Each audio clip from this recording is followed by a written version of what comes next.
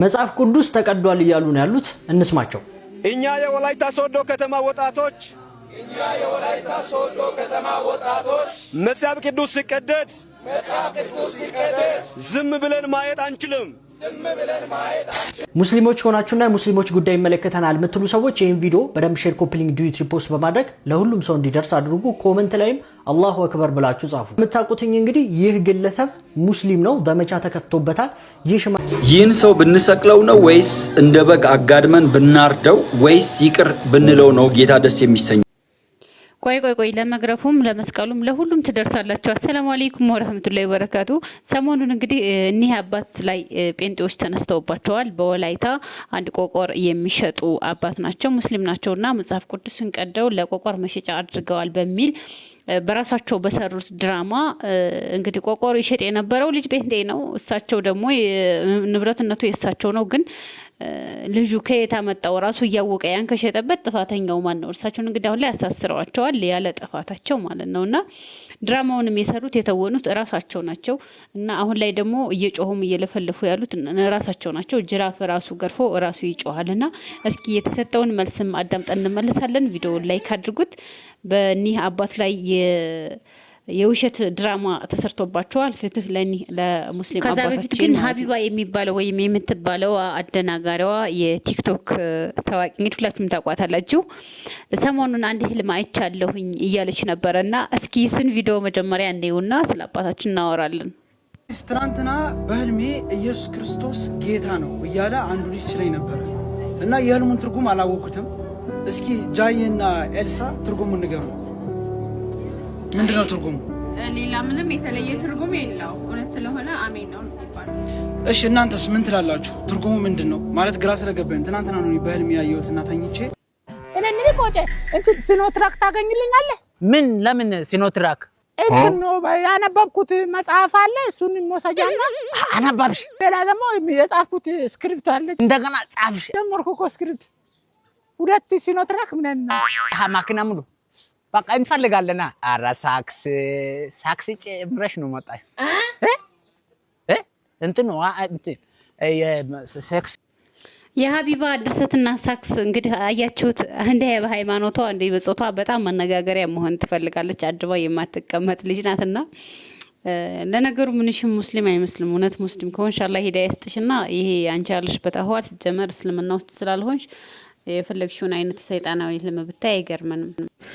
ቢኒያም ይባላል። ክፉ የወላይታ ጴንጤ ነው። ፎቶን ከፊት ለፊት አድርግላችኋለሁ። በወላይታና ሰዶ አካባቢ የሚኖሩ ሙስሊሞች መስጊድ እንዳያገኙ፣ እዛ አካባቢ ያሉ ሙስሊሞች እንዲሰደዱ፣ ሙስሊሞችን የሚያሳድድ አሳዳጅ ጴንጤ ሲሆን ሰሞኑን ደግሞ መጽሐፍ ቅዱስ ተቀደደ የሚል ፕሮፓጋንዳ በመፍጠር እዛ አካባቢ ያሉ ሙስሊሞች እንዲደበደቡ፣ የ80 ዓመት እድሜ የሚጠጋቸው አባት እንዲታሰሩ አድርጓል። በሚያስቅ ሁኔታ የቆቀር ሱቅ ሲሸጥ የነበረው ጴንጤ እምነት ተከታይ የሆነ ልጅ ነው።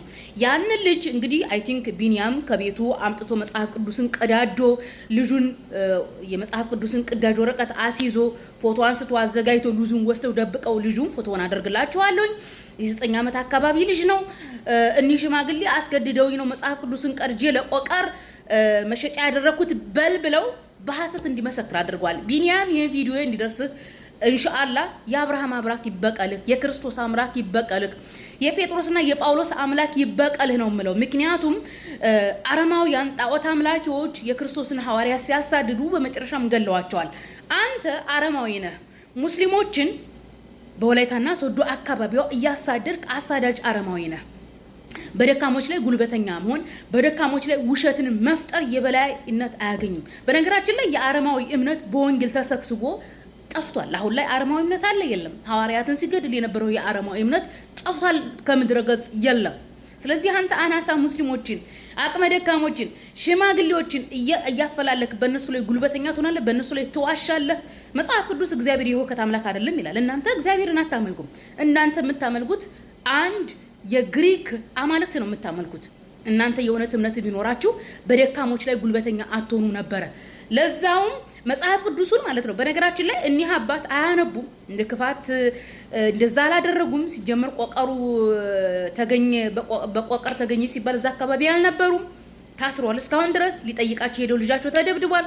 እዛ አካባቢ ያሉ ሙስሊሞች ከመስጊድ ሲወጡ እየተደበደቡ ነው። ለዚህ ነው እኔ ትናንትና ወላይታና ሶዶ አካባቢ ላለው ጸጥታ ኃይል አድርሱልን። እዛ አካባቢ ያለው ሲጀምር ፖሊሱም ጴንጤ ነው፣ ይደበድቧቸዋል። ሙስሊሞች ራሳችሁን ጠብቁ፣ ንብረታችሁን፣ ልጆቻችሁን ጠብቁ አልኩት። ለዚህ ነበርና መቼም የክርስቶስ አምላክ ይበቀላችሁ፣ ሌላ ምንም አንልም። በቃ ሙስሊሞች መስጊድ እንዳይሰሩ ይሄ ሁሉ ፕሮፓጋንዳ ማለት ነው። ሲቀጥልም ደግሞ በዚህ ሰዓት ፌስታል ስለተከለከለ ወረቀት በኪሎ ይሸጣል። የጆቫ ዊትነሱ የምንትስየው ክርስቲያን መጽሐፍ ቅዱስ አገሩን ሞልቶታል። ኦኬ የመጽሐፍ ቅዱስ ክፍሉም የተቀደዱ ምን የተባለውም በኪሎ የሚሸጥ ወረቀት ጋር አብሮ ይመጣል። በኪሎ ወረቀት የምትገዙ ሰዎች ሙስሊሞች፣ በተለይ ክርስቲያን ማህበረሰብ የሚበዛበት አካባቢ ጥንቃቄ አድርጉ፣ አላህ ይጠብቃችሁ ነው የምለው። የወላይታ ሶዶ ፖሊስ መምሪያ ይህንን መግለጫ አውጥቷል። ይገባኛል፣ ህዝቡን ለማረጋጋት ሊሆን ይችላል። ነገር ግን የአንድን ዜጋ የ80 ዓመት ሽማግሌ ምንም ያላጠፋን ሽማግሌ እውነታም ደግሞ መደበቅ ከህግ አካላት የሚጠበቅ ነገር አይደለም። ምክንያቱም እዚህ ጋር የምትመለከቱት ሄኖክ አበራ ይባላል። የአቶ ሽኩር መሐመድ ሻይ ቤት ውስጥ ተቀጥሮ ሲሰራ የነበረ ልጅ ነው። የአካባቢው ተወላጅና የጴንጤ ሃይማኖት ተከታይ ነው።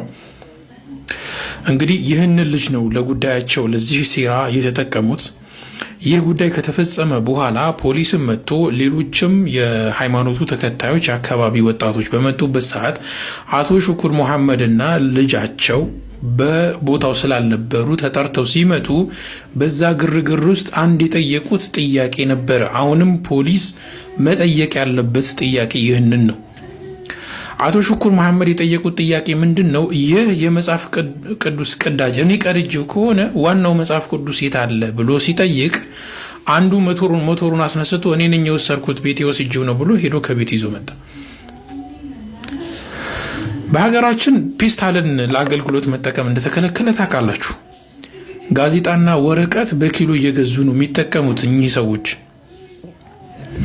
ምናልባት በብዛት ወረቀት በሚገዙ ሰዓት ተቀላቅሎ መጥቶም ከሆነ በሚል ሲያጣሩ እንደዛ አይነት ነገር የለም። ሆን ተብሎ መጽሐፍ ቅዱስ ተቀዶ ለዚህ ሕፃን ልጅ ተሰጥቶት ዓላማቸውን ሊያሳኩ ነው ይህንን ስራ የሰሩት።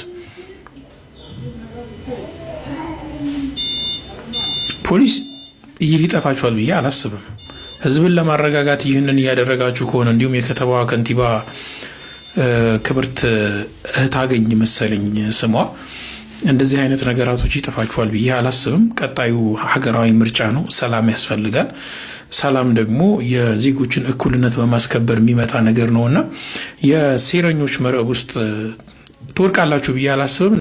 መጽሐፍ ቅዱስ ተቀዷል እያሉ ነው ያሉት። እንስማቸው። እኛ የወላይታ ሶዶ ከተማ ወጣቶች መጽሐፍ ቅዱስ ሲቀደድ ዝም ብለን ማየት አንችልም።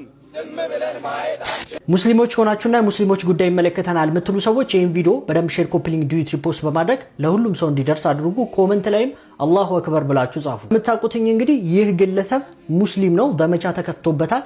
ይህ ሽማግሌ እንግዲህ በአሁኑ ሰዓት ላይ ታስሯል። ምን በማድረግ ምክንያት? ቆቀር በመጽሐፍ ቅዱስ ስለሸጠ ማለት ነው። በመጀመሪያ ሙስሊም ያልሆናችሁ ሰዎች በዚህ ጉዳይ ላይ በጣም ብዙ መጥፎ ነገር ስለ እስልምና እያወራችሁ ስለሆነ ይህን ነገር ማጥራት አለብን። አላህ ሱብሓነሁ ወተዓላ ሱረቱል አንዓም ላይ እንደዚህ ይላል፣ የሌሎች እምነት ተከታዮችን እምነት አትሳደቡ፣ እምነታቸውንም አታንቋሹ፣ ዝቅ አታድርጉ፣ ምክንያቱም ባላዋቂነት አላህን ይሳደባሉ፣ እምነታቸውን ያንቋሻሉና ይላል። እዚህ እስልምና የሌሎች እምነት ተከታዮችን እንድንሳደብ፣ እምነታቸውን ዝቅ እንድናደርግ፣ መጽሐፍ ቅዱሳቸውን እንድንቀድ አይፈቅድልንም። ይሄ ነገር ከእስልምና ውጪ ነው። ቀጥል ደግሞ ወላይታ ላይ ያሉ ሙስሊሞች በጣም ጥቂት ናቸው እና እነዚህ ጥቂት የሆኑ ሙስሊሞችን ለመበደል ሆን ተብሎ ይህ ፓስተር እንግዲህ ብዙ እርምጃና እንቅስቃሴ እያደረገ ይገኛል። እዚህ ጋር እንደምታዩት እንግዲህ የጻፈውን ነገር ተመልከቱ። የሌሎች እምነት ተከታዮችን እንግዲህ ጭምር ቀስቅሶ እነዚህ ሰዎች የሚደረገውን ነገር መደረግ አለበት እነዚህ ሙስሊሞች ላይ ያለ በተደጋጋሚ ቅስቀሳ እያደረገ ይገኛል። እንደዚሁም መስጊድ ሲገነባ ሳይቀር የሽብር ቦታ ሊከፈት ነው፣ አሸባሪዎች ሊመሰረቱብን ነው የሚል ግለሰብ ነውና ይህ ግለሰብ የሚመለከተው አካል ሊከታተለው ይገባልና ጥቂት የሆኑ ሙስሊሞችን ለመጮቆንና እነሱ ላይ ጉዳት ለማድረስ እንቅስቃሴ እየተደረገ ያለበት ሁኔታ አለ። ሌላኛው ደግሞ እነዚህ አባት አብሯቸው የሚሰሩ ማንበብን መጻፍ የማይችሉ ህፃናት አሉ። በተደጋጋሚ ቆቀር የሚሸጡ ወይም የተጠባበሰ ነገር የሚሸጡ ሰዎች ደግሞ ወረቀቶችን እያመጡ ብዙ ሰዎች ይሸጡላቸዋል። እናም እንግዲህ በነዛ ወረቀቶች ይሸጣሉ። ማንበብም መጻፍ የማይችሉ ሰራተኞች አላቸው። እነሱ በተያዙበት ሰዓት እነዚህ ህፃናቶች ነበር እየሸጡ የነበሩት ማለት ነው ብስኩቶቹን። እናም እንግዲህ የማይመስል ነገር እየተወራ ይገኛል። መጽሐፍ ቅዱስ ገዝተው ውድ የሆነው መጽሐፍ ቅዱስ ገዝተው ያንን ቀደው አሽገው እየሸጡ ነው የሚባለው ነገር አንደኛ ተቀባይነት የለውም። ሁለተኛና ሶስተኛው ደግሞ እስልምና ወይም ደግሞ ሙስሊሞች ይህን ነገር እንዲያደርጉ እምነታቸው አይፈቅድላቸውም። ሲቀጥል ደግሞ ወላይታ ላይ ያሉ ሙስሊሞች በጣም ትንሽ ናቸውና ከሌሎች እምነት ተከታዮች ጋር መተናኮስና ጥል ለማስነሳት እንግዲህ የሚያበቃ እንኳን ኃይል የላቸውና ይህን ነገር ሊያደርጉት አይችሉም። ስለዚህ ሙስሊም የሆናችሁም ያልሆናችሁም ይሄን ነገር ልታውቁት ይገባል። የሚመለከተው አካልም እንግዲህ ፍትህ ለወላይታ ሙስሊሞች ሊሰጥ ይገባል። እኛ አባትም እንግዲህ በስነ ስርዓቱ ተመርምረው ፍትህ ሊያገኙ ይገባል። ይሄን ቪዲዮ በጣም ያሳዝናል። እንደና እንደሰማችሁት ነው። እኒህ አባት እንግዲህ ማንበብ አይችሉም መጻፍም ባይችሉ አባት ግን አብሯቸው የ9 ዓመቱ የሚሰራው ልጅ ራሱ ጴንጤ ነውና በሱ መልኩ ነው እንግዲህ ይሄን ድራማ ሊሰሩ የቻሉት ማለት ነው። ሌሎቹ ቢኒያም የሚባለው ነው ከኋላ እንደሰማችሁት መረጃ እና ፍትህ እንግዲህ ህግ አጣርቶ ይፈታቸዋል ብለን እናስባለን። ነገር ግን የሚሰራው ሴራ ከጴንጤ ሴራ አላህ ይጠብቃችሁና ምን ያክል ሴረኞች ናቸው ግን እነሱ ሱብሃንአላህ። አንድ ሃይማኖተኛ ነኝ የሚል ሰው እንዴት ይሄን ያክል ድረስ ክፋቱን እንደዚህ ያሳያል በአደባባይ? በጣም ያሳዝናል። አላህ መቼም የስራቸውን የክፋታቸውን እያየ አላህ ያጋለጣቸዋልና አላህ በየሄዱበት ያዋርዳቸዋል። አሁንም አላህ ያዋርዳቸው፣ እየተዋረዱ ናቸው በየሄዱበት። ሱብሃንአላህ አባታችን አላህ ነጻ ያውጣቸው። ይህንን ቪዲዮም እስከ መጨረሻ የሰማችሁ ሰምተናል ብላችሁ ኮሜንቱ እንዲሁም ላይክ አድርጉ። ቤተሰብም ያልሆናችሁ ቤተሰብ እየሆናችሁ በሌላ ቪዲዮ እስከምንገናኝ ሰላም አለይኩም ወራህመቱላሂ ወበረካቱሁ።